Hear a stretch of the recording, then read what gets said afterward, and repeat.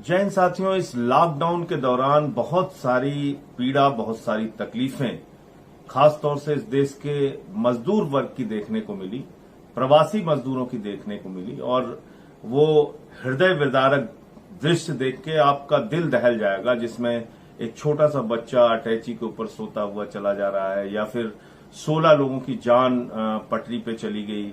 वो 150 रोटियां और एक टिफिन में चटनी लेके निकले थे। या फिर जो 42 अलग अलग जगहों पे लोगों की अब तक जो जानकारी मिली है कि 42 लोगों की अब तक आधिकारिक तौर पे रास्ते में चलते हुए हाईवेज के ऊपर डेथ हो गई।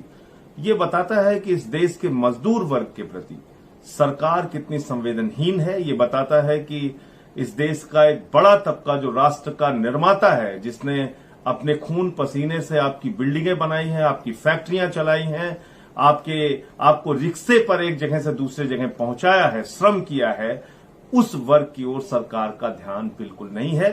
सरकार पूरी तरीके से संवेदनहीन है।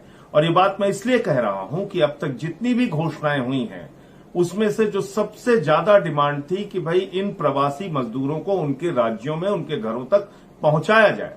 मैं आपको बता दूं, फिर दोहरा रहा हूं, मैं पहले भी बता चुका हूं कि लगभग 2 करोड़ यात्रियों को एक स्थान से दूसरे स्थान पर पहुंचाने की ताकत, क्षमता, कैपेसिटी रेलवे के पास है। 19,000 ट्रेनें वो एक दिन में एक स्थान से दूसरे स्थान पर चला सकते हैं। तो आप कल्पना कीजिए कि अगर 2 करोड़ लोगों को रेलवे एक स्थान से दूसरे स्थान पहुंचाने की क्षमता प्रतिदिन की रखता है, तो इन प्रवासी मजदूरों को एक दिन में, रास्ते में जाने में जो समय लगे वो अलग बात है, लेकिन एक दिन में उनके घरों पर पहुंचाया जा सकता है। लेकिन कभी कहा जाता है 15 ट्रेन चलेगी, कभी कहा जाता है 100 ट्रेन चलेगी, फिर कहा जाता है ये राज्य ट्रेन नहीं मांग रहे, फिर कहा जाता है वो राज्य। तो फिर इस पूरी सियासत में कहीं ना कहीं ऐसा लगता है कि गरीब आदमी का दर्द सरकार की सोच से गायब है, सरकार की नीतियों से गायब है, सरकार की योजनाओं से गायब है। अभी प्रधानमंत्री जी ने उस दिन एक बड़ा आह्वान किया कि देश को आत्मनिर्भर बनाना है, और इसलिए 20 लाख करोड़ रुपए का पैकेज उन्होंने देने की घोषणा की।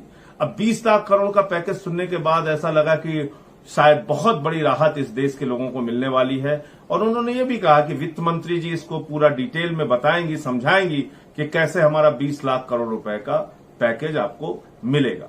अब जब वित्त मंत्री जी ने परसों पहली बार ऐलान किया, फिर कल ऐलान किया, फिर आज भी उन्होंने कुछ ऐलान किया, तो इन सारे घोषणाओं के बाद, ये 20 लाख के पैकेज की घोषणाओं के बाद ऐसा लगता है जो वित्त मंत्री की डिटेल में निकल के आया कि ये कहीं ना कहीं कर्ज लेने की एक योजना है। सरकार कर्ज देने की एक योजना लेकर सामने आई है। हर वर्ग को सिर्फ कर्ज देने की बात कह रही है। डायरेक्ट बेनिफिट यानी सीधा लाभ मजदूरों को, किसानों को, पीड़ित वर्ग को इस पूरी घोषणा में देने की बात नहीं की गई है। उनको अगर आप देखेंगे कि उनको अगर कोई सीधा लाभ देने की बात कही गई है, तो वो क्या कही गई है आपको जानना चाहिए। कहा गया कि हम 5 किलो आटा या 5 किलो चावल, अगर आप आटा लेंगे तो चावल नहीं मिलेगा, चावल लेंगे तो आटा नहीं मिलेगा, इस बात को समझ लीजिए। 5 किलो आटा या 5 किलो चावल पहले उन्होंने घोषणा की थी कि 3 महीने तक देंगे, अब 2 महीने उसमें और जोड़ दिया है एक व्यक्ति को, और एक परिवार को 1 किलो दाल वो महीने का देंगे। आप मुझे बताइए, 5 आदमी का अगर परिवार है तो उसको 1 किलो दाल में कैसे पूरे महीने का वो गुजारा कर सकता है? ये सरकार की घोषणा है। फिर उन्होंने कहा कि जनधन योजना में 500-500 रुपए सरकार की ओर से डाला जाएगा। फिर अभी उन्होंने कुछ पैसे देने की बात कही है प्रधानमंत्री केयर्स के जो फंड है उसके माध्यम से।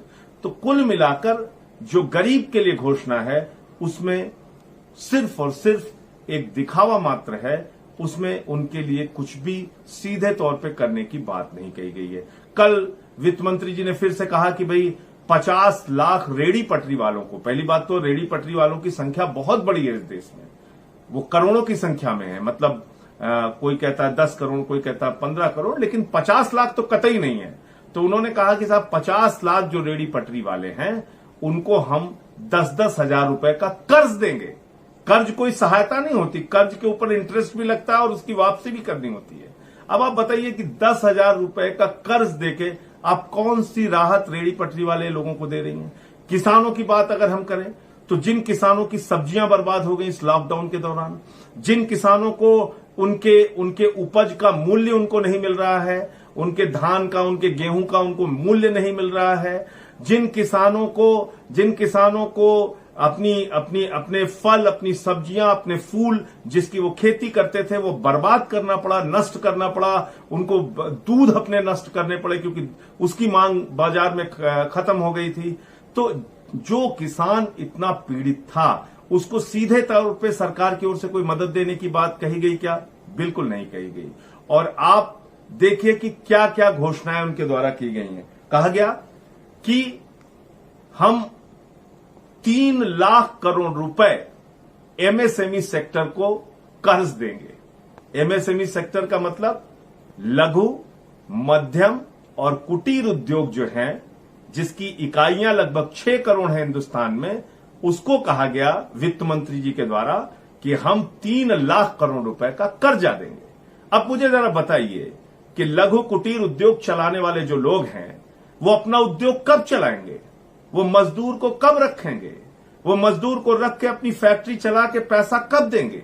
वो अपना उद्योग चला के पैसा कब देंगे? जब बाजार में उसके लिए मांग होगी, जब बाजार में उनके सामान की कीमत उनको मिलेगी। अन्यथा कोई भी व्यक्ति अपना उत्पादन नहीं करेगा अगर बाजार में मांग ही नहीं है तो।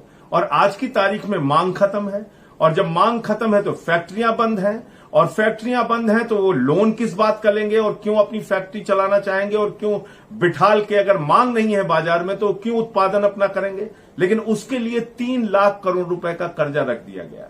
और आपको मैं बता दूं कि पिछले जब से लॉकडाउन लगा है उस समय बैंकों से कोई कर्ज ले नहीं रहा था, तो बैंकों ने अपना पैसा आरबीआई को वापस कर दिया। आरबीआई के पास लगभग 8 लाख करोड़ रुपए बैंकों के पहुंच गए हैं, तो वो कर्ज इनको बांटना ही है। अब ये कह रहे हैं कि हम बगैर गारंटी के हम लोन 3 लाख करोड़ रुपए लघु कुटीर उद्योग के एमएसएमई सेक्टर के लिए हम लोग देंगे। लेकिन आप ये समझिए इसमें विसंगतियां जो आगे आने वाली हैं। राष्ट्रीयकृत बैंकों में जब आप जाएंगे हो सकता है वहां पे सरकार के इस आदेश का कुछ दबाव चले, लेकिन जब आप प्राइवेट सेक्टर बैंक में जाएंगे तो क्या आपको वो लोन दे देंगे इतनी आसानी से? क्या आपको राष्ट्रीयकृत बैंक भी इतनी आसानी से लोन दे देंगे क्या? ये कर्ज पाना कोई आसान काम नहीं होगा। उसके लिए कितने पापड़ बेलने पड़ेंगे, कितने चक्कर आपको लगाने पड़ेंगे, आप हैरान हो जाएंगे उस बात को लेके। और कर्ज देना किसी मर्ज का इलाज नहीं है। कर्ज एक इनडायरेक्ट सहायता हो सकती है, एक घुमा फिरा के सहायता हो सकती है, लेकिन सीधी मदद नहीं है। अगर बाजार में मांग क्रिएट करना है, अगर आदमी के अंदर खरीद की क्षमता पैदा करना है, तो आपको सीधे तौर पर किसी भी व्यक्ति के खाते में पैसा डालना होगा। वो 10,000 हो, 15,000 हो, 20,000 हो, जो भी आप तय करें, लेकिन आपको सीधे डायरेक्ट बेनिफिट किसी भी व्यक्ति के खाते में देना पड़ेगा। तब उसका जीवन पटरी पे आ सकता है, तब बाजार में मांग बढ़ सकती है, और तब उत्पादन के लिए फैक्ट्रियां चल सकती हैं, और तब ही अर्थव्यवस्था हमारी पटरी पर आ सकती है। अन्यथा ये सब सिर्फ एक हवाई बातें होंगी, एक दिखावा की बातें होंगी। जो 3 लाख करोड़ रुपए का कर्जा देने की बात खुद वित्त मंत्री जी ने कहा, उसमें वित्त मंत्री जी ने कहा, निर्मला सीतारमण जी ने, कि 3 लाख करोड़ के इस कर्ज से 45 लाख इकाइयां लाभान्वित होंगी। यानी 45 लाख इकाइयों को जो एमएसएमई सेक्टर में है उनको फायदा होगा, जबकि एमएसएमई सेक्टर में 6 करोड़ इकाइयां हैं, यानी 5 करोड़ 55 लाख। आप सभी प्रिय दर्शकों से मेरा निवेदन है कि आप बहुजन समाचार टीवी को सब्सक्राइब करें।